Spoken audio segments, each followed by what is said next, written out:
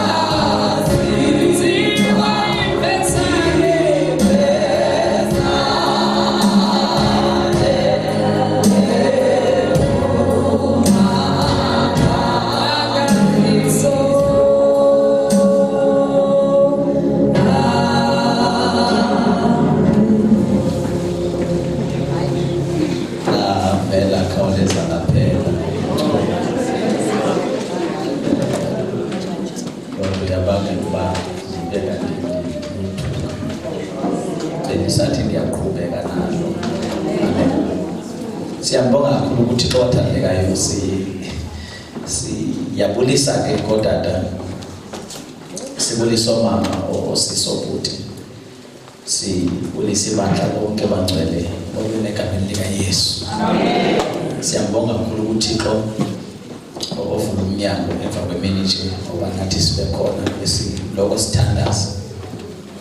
Siceliwe ngodade basibe khona sithandaza ukuba kungabi khona esivalelayo.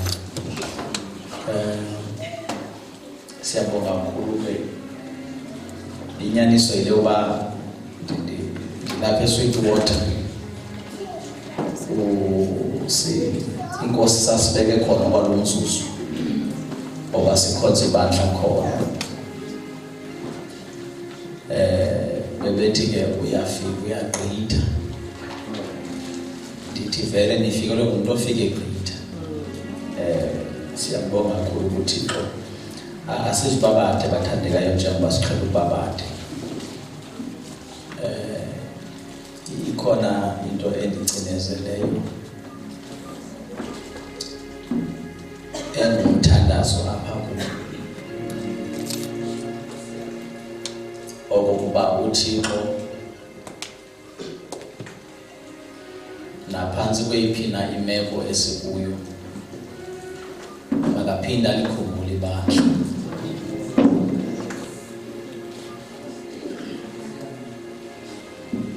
Uyayazi lento ba izinto uzibeke phambi koThixo, ubeke phambi koThixo kodwa xa uphuma apha uphume uphinde uyokwenza eminye imigudu, uphinde uyozama amanye amacebo ngoba into yasehlela ukuba amandla lakaThixo aye anqongophala. Awanqongophalanga ngoba engenamandla kodwa anqongophaliswe into yokuba thina siye sawathandabuza. Kubekho izinto esithe xa siza nazo kuThixo saqiniseka uba angazenza kodwa kwaba kwizinto esixasisa nazo uThixo sangabikho shoba nyani angayenza le. Sathi xa siphuma sahamba saphinda sayozama. Mhlawumbi ke ngenye imini niyawudiva. Loo nto yabangela into yoba the power of the gospel kube ngathi ayikho, ikhona.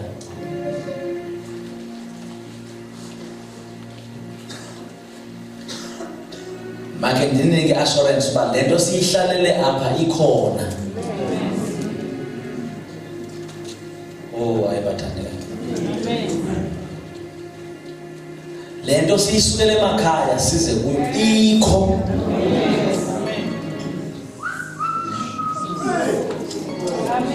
Ayibathandekayo ikhona. And man phela nokuqinisekisa le nto ethi njengoba ikhona nje iyasebenza. It works.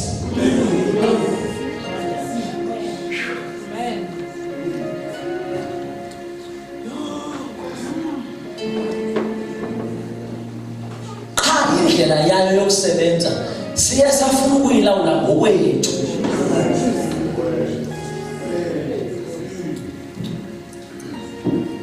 Into abangeli bengathi ayinamandla kungoba i-time frames zisuke zasuka kuthi.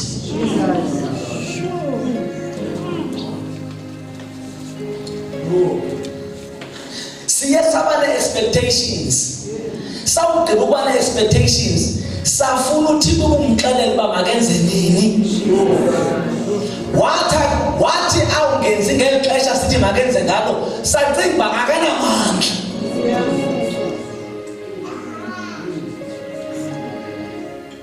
Inamandla le nto emadoda.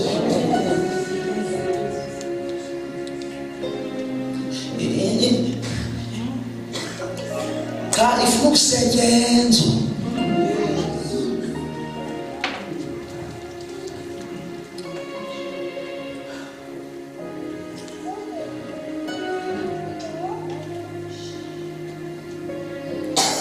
Bayabonga wena Baba nendodana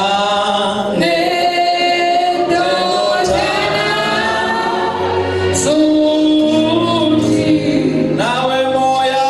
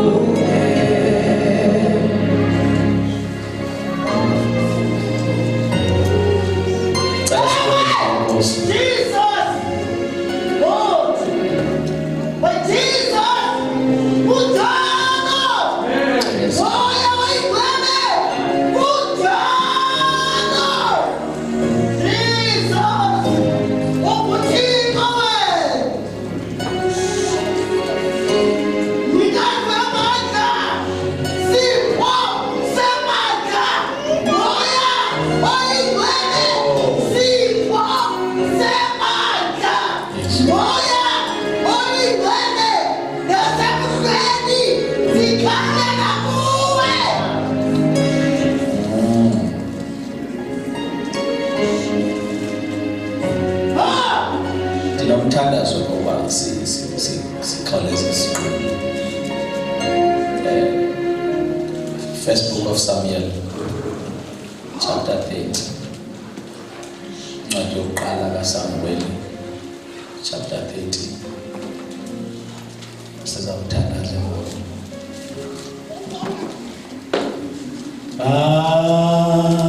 ayabonga wena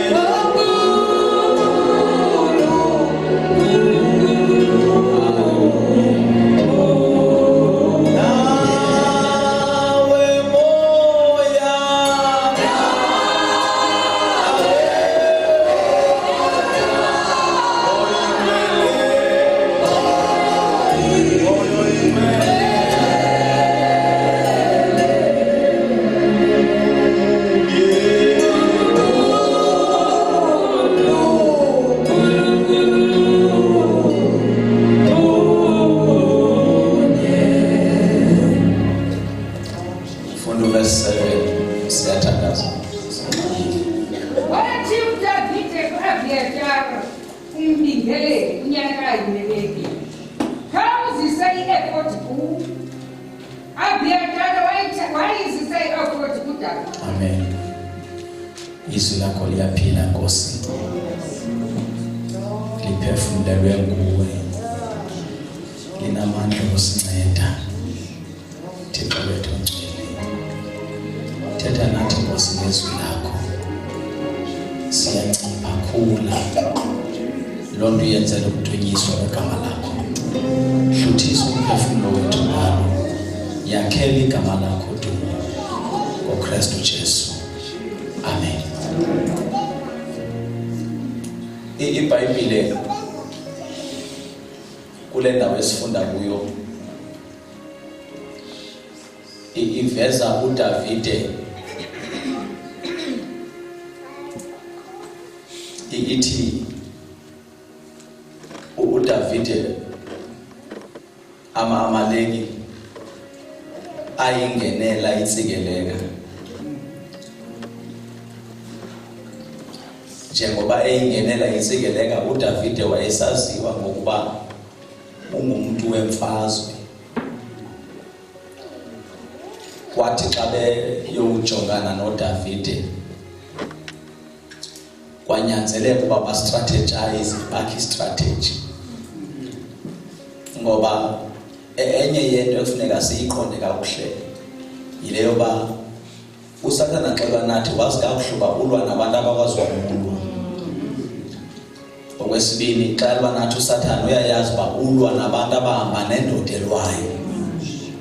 Xa elwa nathi une-strategies. Yiloo nto xa ebhala uPaul ebhalela abase-Efese uthi ukuze nikwazi umisa nikuchasa ubuqhinga bomtyholi. Now iBhayibhile ke sesizawuvala inkonzo ithi kanti Amaleki akhe uluhlu oluvelileyo akha noluhlu olungavelanga. kwabe kuthiwa oluluvelileyo zenithi xa bevela nibaleke kube ngathi bayaneyisa. iBhayibhile ithi abantwana baka-Israyeli bawaleqa ama-Amaleki, kanti ama-Amaleki emva kwabo akhona avukayo.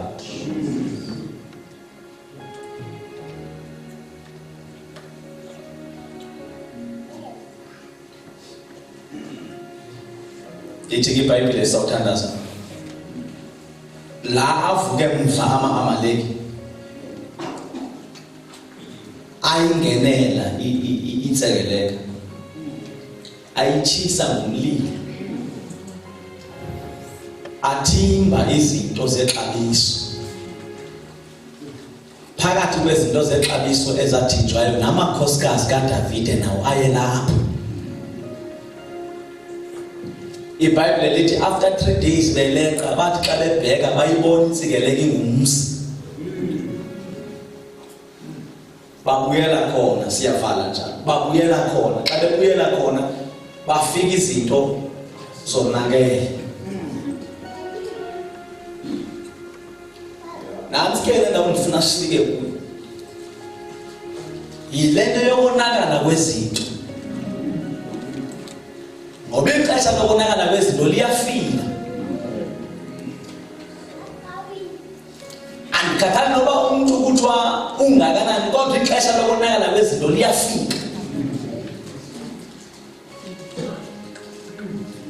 Uyonakalela umuntu uyonakalelwa egqiba uthi siyakudumisa, siyakuvuma onakalela.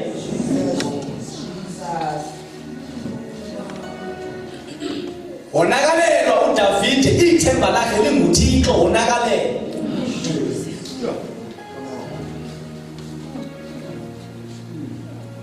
Wonakalelwa uDavide ebebulela uGoliath, wonakalelwa. Wabuloyiso lwayizolo aluchazi into yanamhlanje. Ingasenindive sokuduka. Ndithuloyiso lwayizolo aluchazi into zanamhlanje. Izolo kungaba kanti ubuphakamile wabetha uGoliath wamqhawula inhloko, namhlanje wonakalelwa.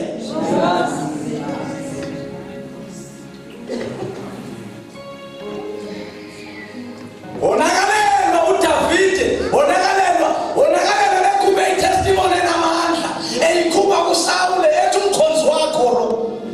Wonakalelwa. Wonakalelwa uDavide ene-record.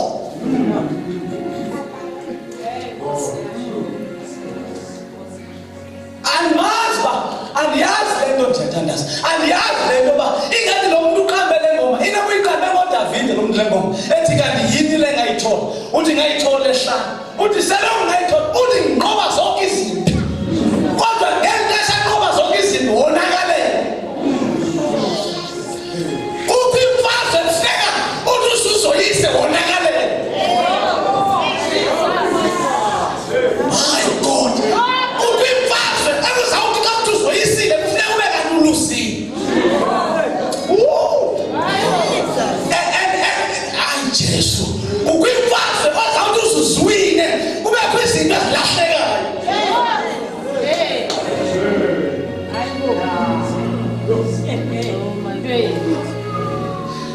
Imfazwe siyiwinayo asiyiwini ngobusi bodwa, sike siyiwine nangekhaya.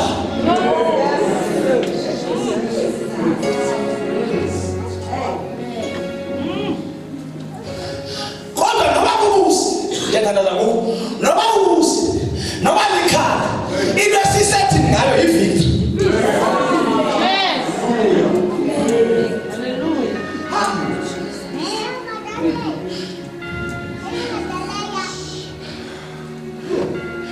Noba soyise kumnandi, noba soyise esikhala, into esiqiniseka ngayo siyise.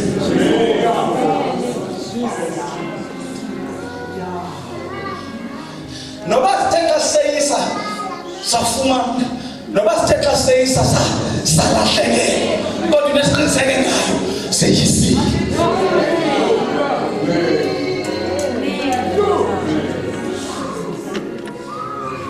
Now uDavide wafika uDavide wafika kumuntu ezilahlekileyo. Xa kulibhatha kwenza ubambi cela uyeke ngoba ndabena ndiyisebenzise ngoku zawuthuma umuntu yona ngoku senze kanzona ugqiba kudala. Uthi xa efika uDavide efika namadoda akho kulwa ufika inseka lekitshile. Uba ubungakufaka izibuko ezibuliso kodwa ezikamoya ukhangele zikhona indawo ezitshileyo apha endlini.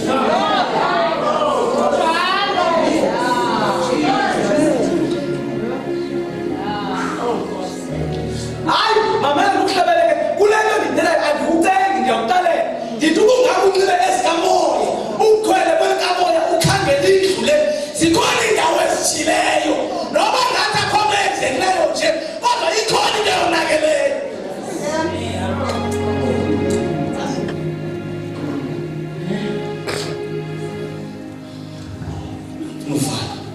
Uthi ke uDavide yaba ndiyalifuna igama lalo nyana kuAbiyadari. Uthi uDavide xa efika uzawufunda ivesi ezingasentla tamkhulu umgadle uzawufika isithi iBhayibhile uDavide aba bantu bayabe nabo they were thinking of stoning him. Ukwizinto ezathi xa kufuneka zilandiwe ibe yifault yakho.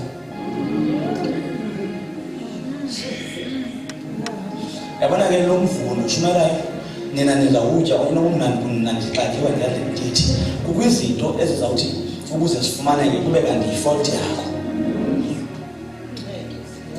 And one uzawufuneka uyamkele uba you are at fault. No xa ungekho at fault uzawufuneka uyamkela uba you are at fault. Funeka uyamkela uba xa bethi kungenxa yam ewe Thixo kungenxa yam.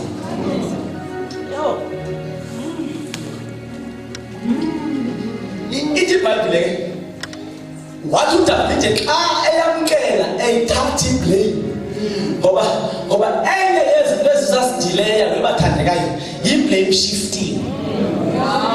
Bakhona abantu abandivayo phezulu andinanxa noba kwabanye andenzi sense bakhona abantu abandivayo ndithi into ezawusidileya yi-blame shifting.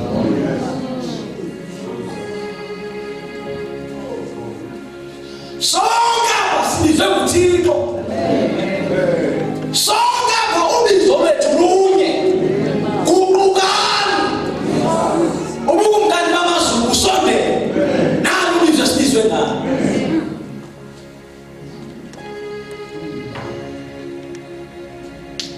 uDavide ke xa se-accepta le nto yale fault xa befuna umxuluba ngamandla ithi iBhayibhile lulapha babe sebekhale bathi abakwazi ukukhala. Ndicela udlula kuloo ndaba ethi bakhala bathi ababi nakukhala. Le nto yale blame shifting izawusenza sikhale side singabi nakukhala. Akuzunceda uhlale ukukhala.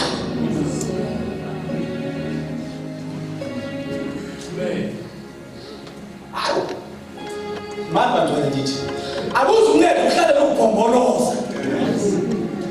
Emveni koba sikhalile senzani? Ngoba xa sikhala kufuneka sibe nohlobo lwabantu abanekharektha kaDavide. Yawuyazi uba kuzawufika ungakwazi ukukhala emva koko senzani. uDavide uthi xa sekungakhaleki athi kuAbiyadari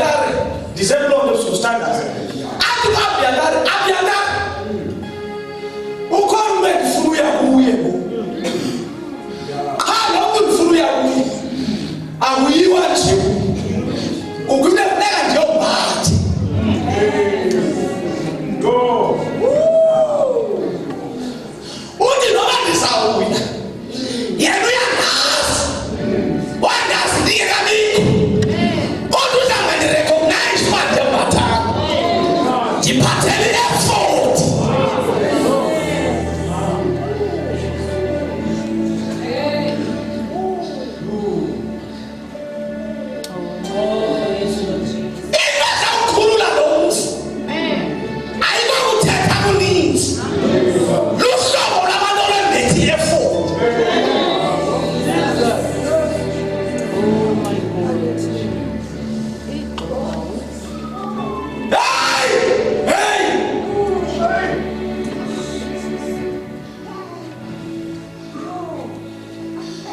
Zimnandi into zalapha kodwa zimnandi kakhulu xa wembethe i-effort.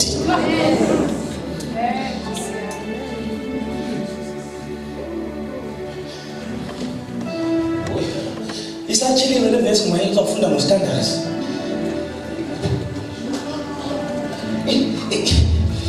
I-effort tatujani kuthiwa i-effort kuthiwa yayi-April. Wow. Uyabona?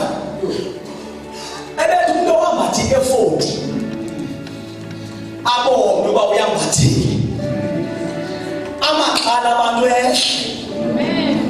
Ngoba kukho umuntu ombethe ulungiselela.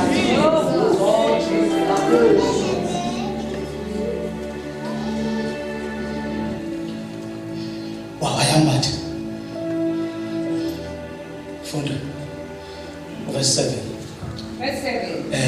Wathi uDavide ku-Abiyatari umbingeleli unyana kaAbimeleki khawuzise i-effort ku-Abiyatari wayizisa i-effort kuDavide. I-effort ibinxitywa ngumpristi umbingeleli xa ezawungena kwingcwele kangcwele ebenxitywa i-effort.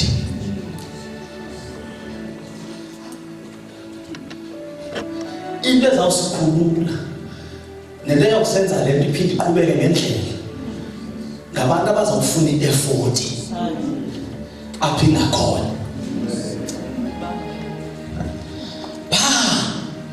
Phambili iminxibo emzimbeni uthi xa uyinxibe emzimbeni uhlonitshwe nguThixo. I-effort engahloniphanga wena ehloniphi i-effort yomphathileyo. Asendifiwe ibingeyonto yoba inxitywe naphina i-effort. Bekuthi xa egqibile ukuperforma i-priesthood duties bekufika ikhulu ayoyibeka ngoba ayiyonto yokunxitywa naphi.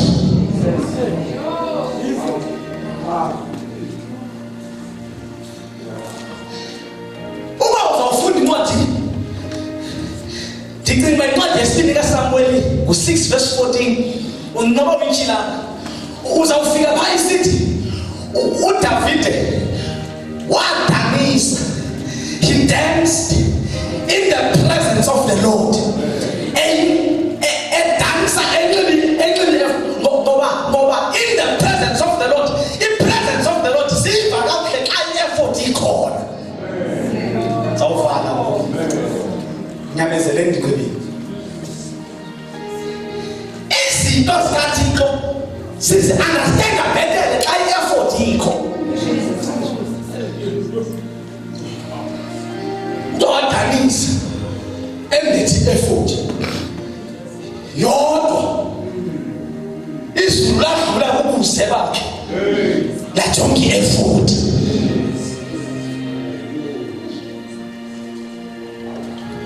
Ngoba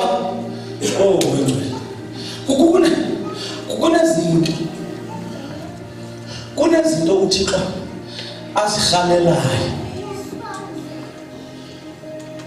Kunezinto uThixo azirhalelayo. Uyazazi uba kulo mthi zikho bezingaphuma qha zivalwe into yoba akwambathwanga ne-effort.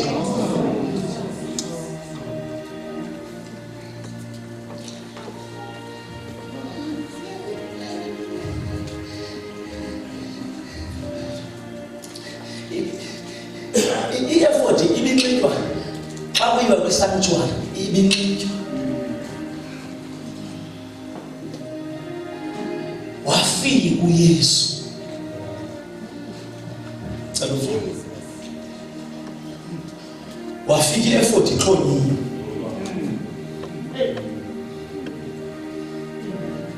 Isethula ngababingeleli.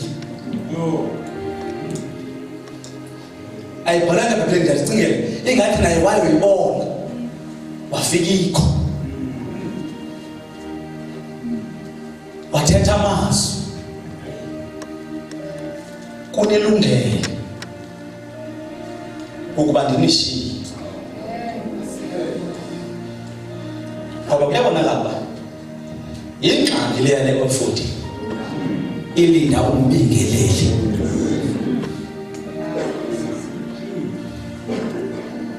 Ngoba ngale ndlela seniyiyo seniluhlobo nani olubingeleli. Tiyafana. Uthi uYesu kunelungelo ukuba ndinishiye xa ndifika kuBaba. Njengoba le i-effort ikhona ndizawuyicela i-substitute le inxitywa ngabathile ukuze lizayo ngokwahliziyo yakhe ifulekile ayabhala.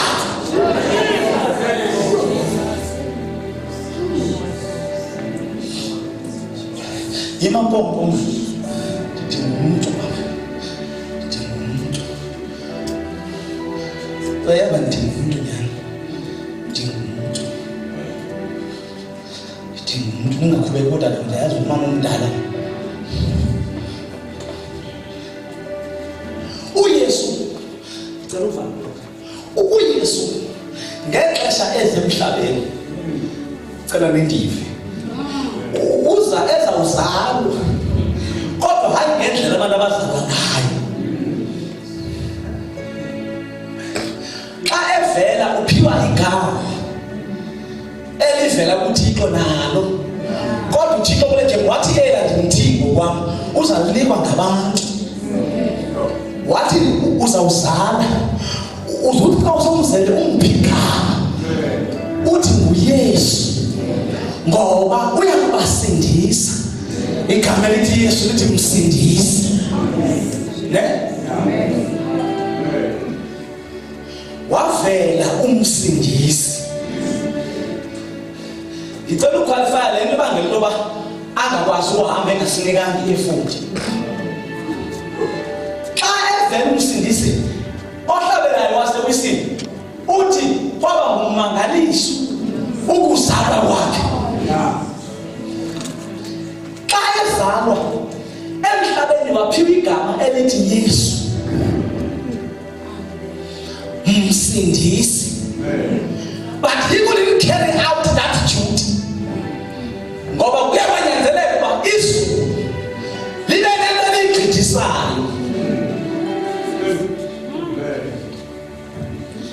Ezulwini kwagqithisa uKristu.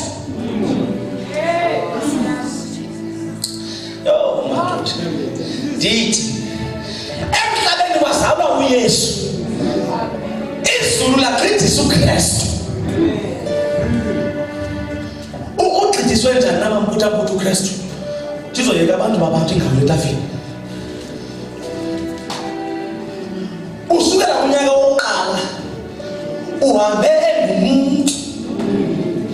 Ngempesa abuza abantu, ebuza amadoda amakhulu imibuzo, wayewabuza ngefavor. Ngoba kunezinto esizifumana ngefavor. Jonga kunezinto ezizinqaka sethuke nathi uba thini ndiyifumene, kanti awuyifumene ngokungcono, uyifumene ngefavor. Favor.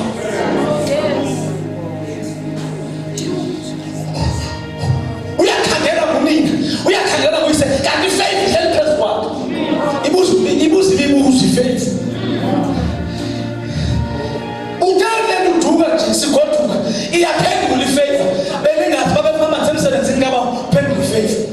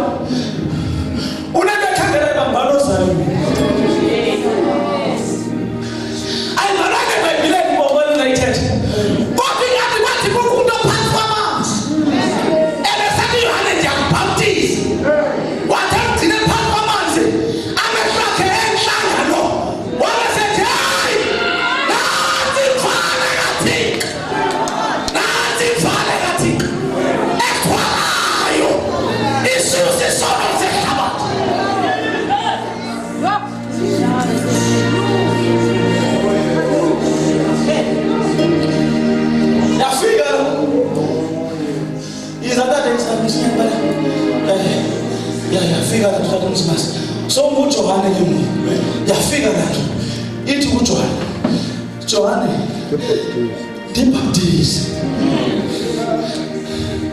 Johane nasisiza ukuthi ndibhaptize kuba ugcwalisa umbhalo. Awundibhaptize ngoba unelungelo. Undibhaptiza ngoba uKristu ufika thethele. Johane undibhaptiza ngoba ngoku kule 2 years yeseke ufika ukopharetha uKristu.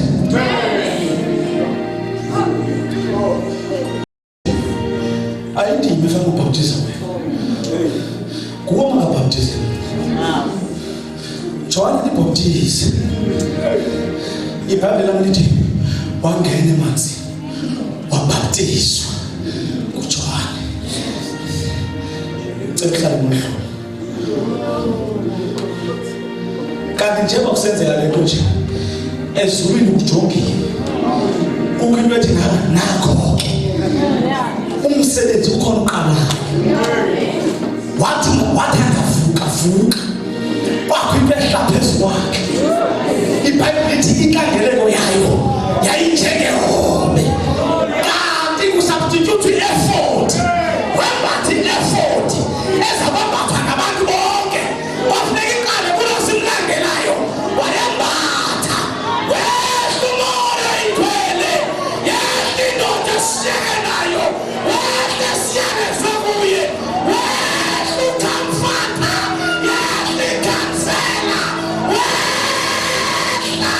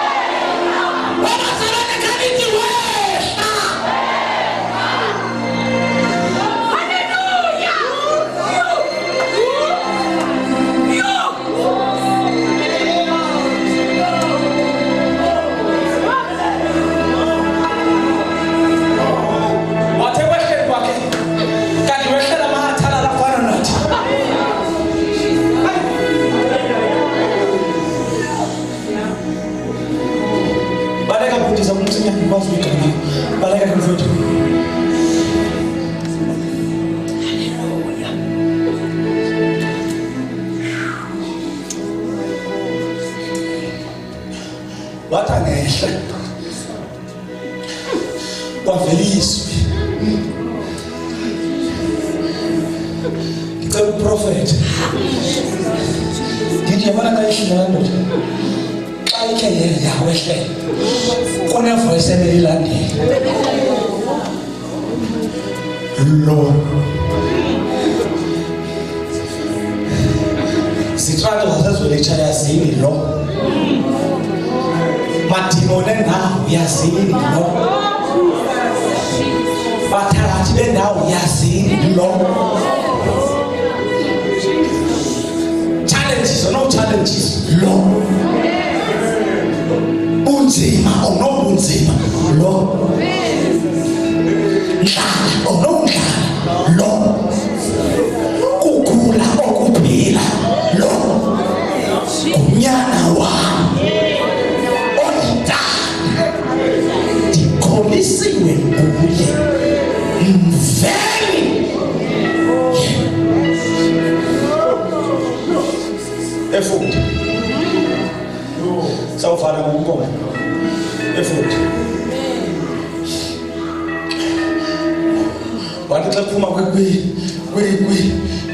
River Jordan waphuma inguYesu emva kwakhe kunoKristu.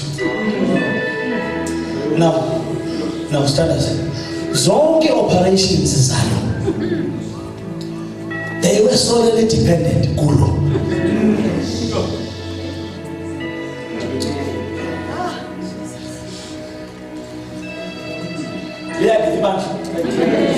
Zonke umsebenzi owenziwa ngulo wawuxhomekeke ngokupheleleyo kulo.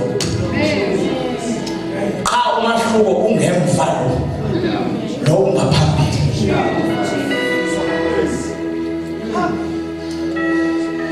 Cela uthini nibene bombo nthandaza.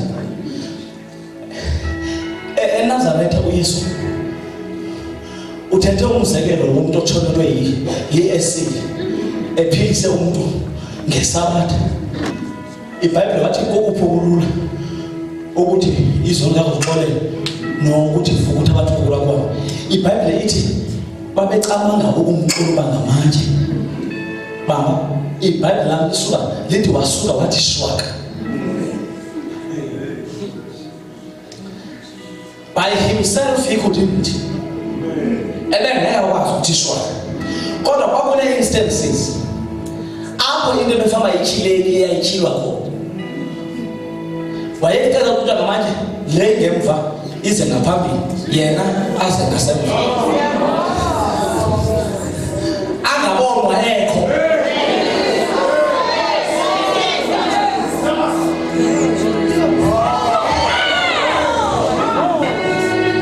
Dithi ngokwendlela umuntu leyangaphambili kuye. Kodwa bekuthi xa kunzima kwisimo bonke umuntu angasoza aphumele kuso yena ngokwakhe. Kufuneke lento ingasemva kubo. Iguquke ize ngaphambili. Athe lapha ngabikho.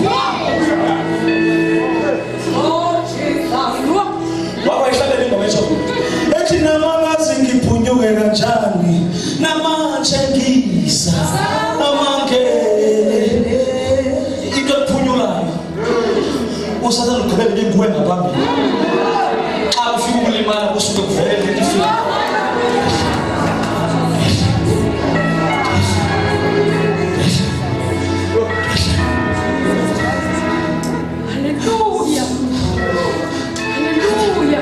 Mama simbambe ekugqibeleni eGetsemane efuthi. Jonga unzima umuntu oxile efuthi. Yabona into yabona kwasisikulwana kufuneka banzima.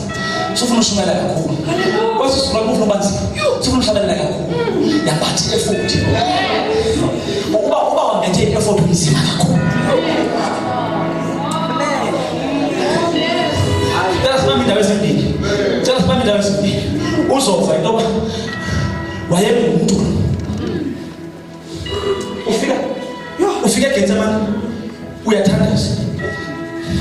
Bawo mayidlule kumlende. Ithi le akunguwe kwawena uyapha. Athi kodwa ingene ngokuthanda kwami. Ngoba amaxesha osola akafiki. Uthi so athasiya amazwi ikhumbuze efuthi. Uba uhamba ngokwakho nayo. Uba uhamba ngokwakho ungazulenza ixesha up to this far. Ikhumbuze efuthi. Wafika emnqamlezweni. Senzela ngale. Sithi umhlobo zohamba. Wafika emnqamlezweni. Xa fika emnqamlezweni. Walenga for 6 hours. Full 6 hours. Ejinga.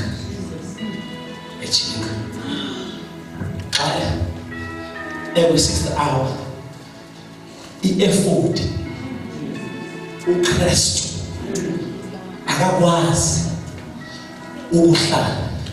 And uKristu ligama elithi the anointed one. Intambiso ayakwazi ukuhlala nesono. Yathutha. Wakhe bekade adresa abantu. Ngoba into emenza ngazivi izikhonkwane intambiso. Intambiso yayimgcinile ezikhonkwaneni. Engaze kodwa yathi asuka intambiso. Wayeke adresa abantu. Wadresa ngoku lo ebemthumela intambiso. Thixo wami, Thixo wami, ngishela.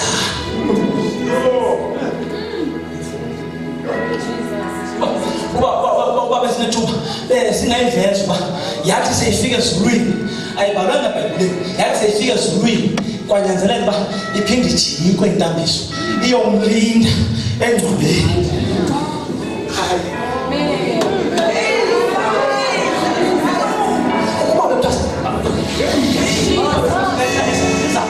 Intambiso xa iyoxela uba lo muntu unezono kodwa angomlinda engcwabeni. Xa bemothula bemsengcwabeni kwasiwumzimba womuntu kanti uKristu umlinde engcwabeni.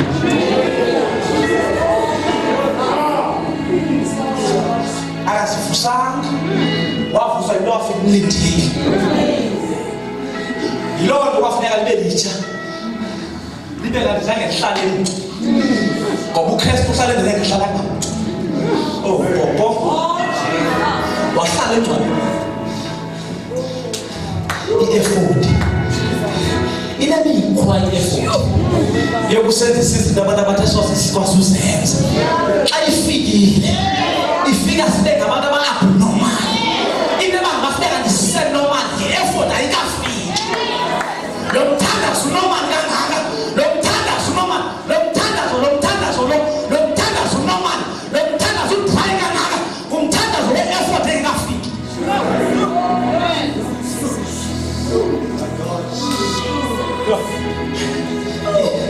Jabali wo i-effort yayomenza gqibezela ngoba wayengaphelelanga phezu komhlaba, wafuneka gqibezela. Xa kutyhila ingcwaba i-effort yavusa lo mzimba kwayiwe ehadesi kodwa kuqukana ukunganamazulu kusondela. Ubufunda iBhayibhile uzawuva kuthiwa wabonwa uYesu enyuka nomawaka wakhe eyongena nawe ezulwini, from Hades to paradise. Awugqiba wathi ethi izithixo. On the third day uKristu walidudula ilitye. Ngoba enye yomsebenzi le-effort ukududula amatye. Uyabona le nto ufuna ududulele yinto yoba awuke ngathi xa ikuwe iyawadudula amatye.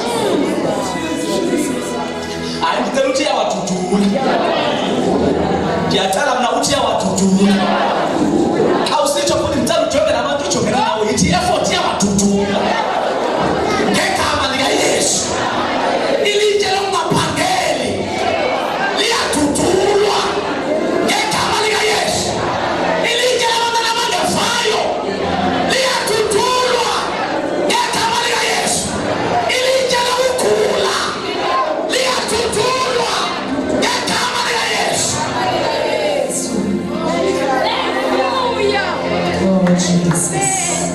Dudula yonke indawo yamatye.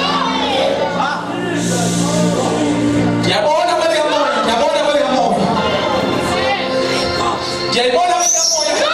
Ingena kwakho i-effort, iyangena kwakho, iyawadudula ngegama likaYesu.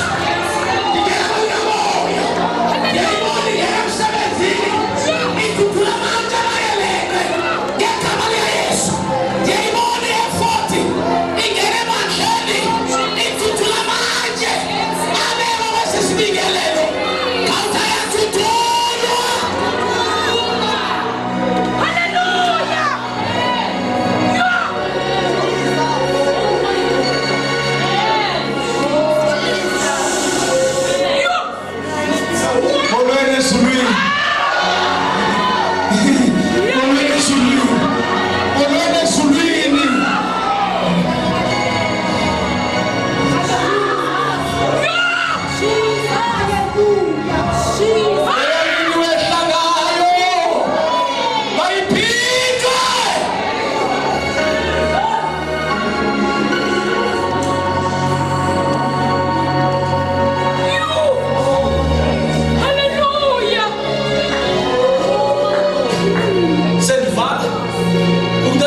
ngitsho selifana ngenxa ye-effort akho litshela kuna lime phambi kwakho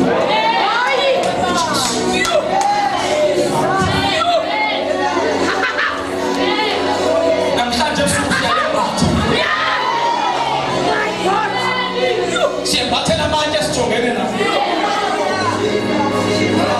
so phuma sithe guys come watch me debenzile futhi ilitshe lendlala debenzile futhi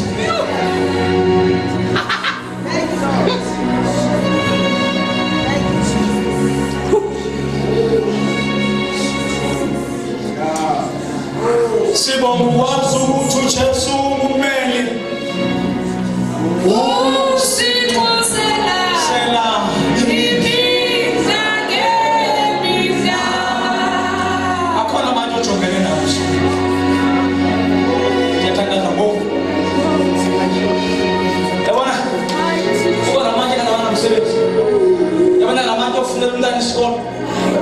umzala uthembisa uzasifumana ube disappointed engasifumana zokuthi kuye ufike khawuye uthemba umzala khawuthemba i-effort khawembathi i-effort uthuthu lilitshe phambi kwakho andilazi ngicela sime ngenyawo ngicela sime ngenyawo andilazi litshe uba besingayigoqa lulu besingathi uDavid wathi uqhubuye mbathi effort iBhayibheli esingesi u-amplified uthi kuverse 8 and David inquired of the Lord, shall I pursue this troop? Ikhona manje ebusuku ikhona into into azayenza ngawe ebusuku hayi madoda isimo ebesikade sijamelene nawe besigqibele isiso sijamileyo xa uphuma ebusuku izaba ngojamela sona isimo besucinezele besigqibele isiso esicinezeleyo sizawumangaliswa ngucinezela xa uthi ndiyacinezela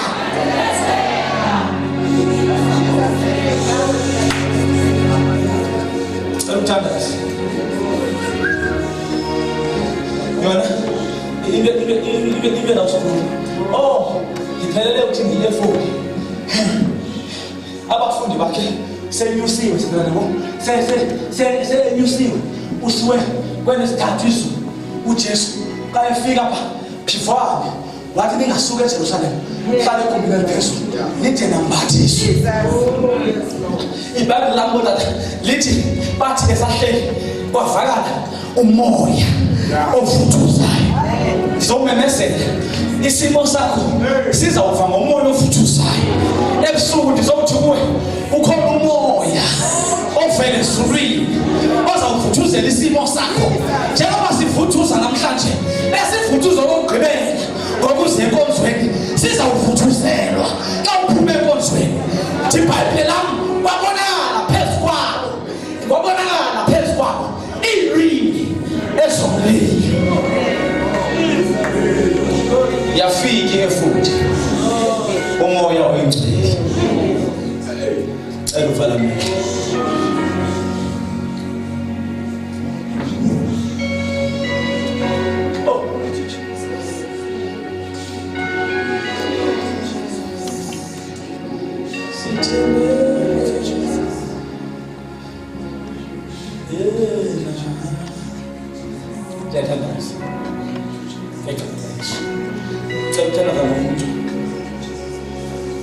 ebusuku othi ku-2023 uqala nje impilo yami mayibe impilo yambathi effort i-effort ayembathwa ngoba abanye beyambathile kodwa uyembatha ngoba funa uyembathile sekuthandaza nawe before ndigoduke wena othi i-effort isimo engijongene naso siyayidinga i-effort asiyami ngokubona siyama ngokukholwa abantu abathi Holy Spirit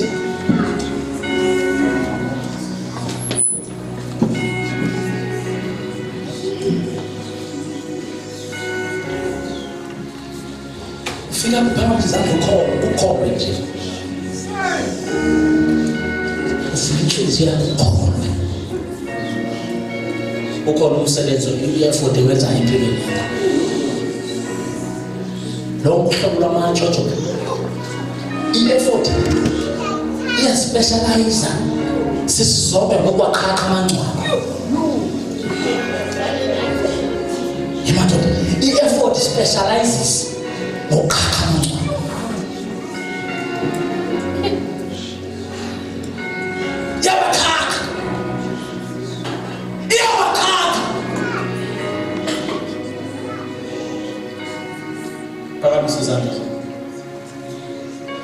Open your heart. And lastly, church of Medina, God, I have come to declare, Leah to do an effort. Kekamalia Yesu. Yembata.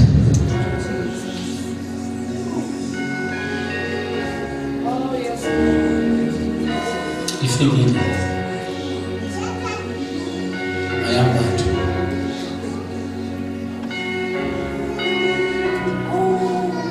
Hiyo leo ifike neema tu.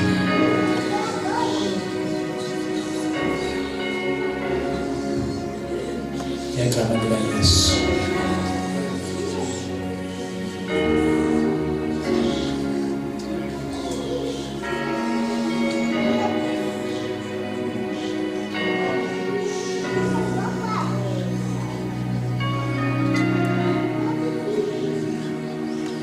Vule minyango valwe.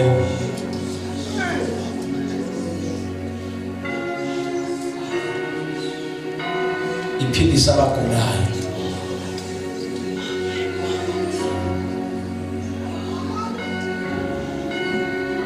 Ongenzeki kubantu kuyo kuyenzeka.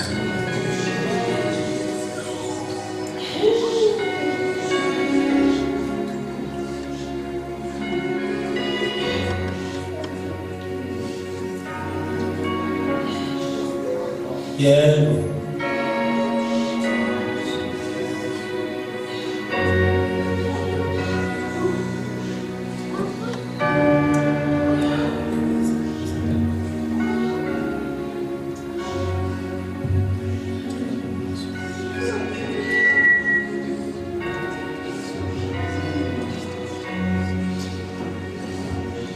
Izangani zothandaza zambonga logama utata solulela izandla phezu kwayo umfundisi uNdedwa uzababeka izandla.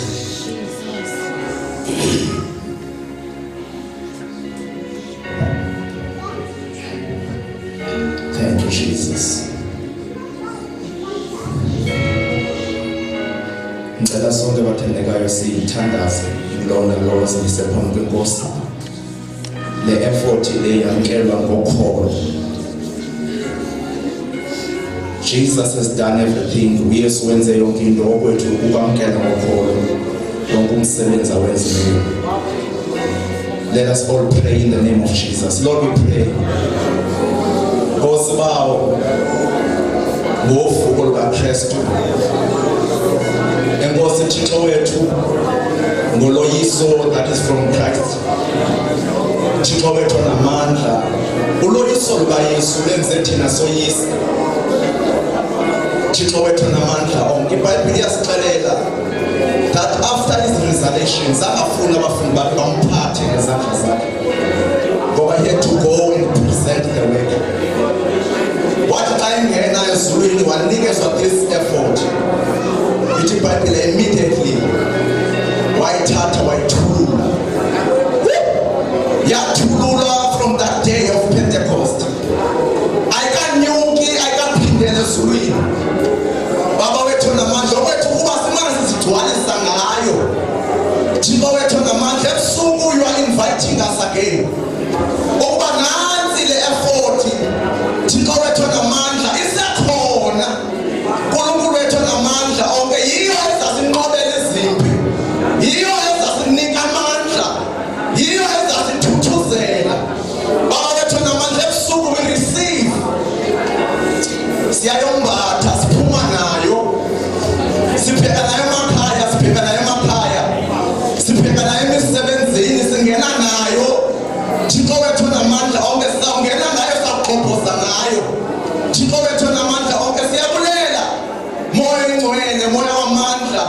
moya wengqondo, moya wobulumko, wewedwa uThixo osinikwe yena, wethu uThixo ozosihambisa endleleni. Thank you, Lord. We give you praise, we give you honor.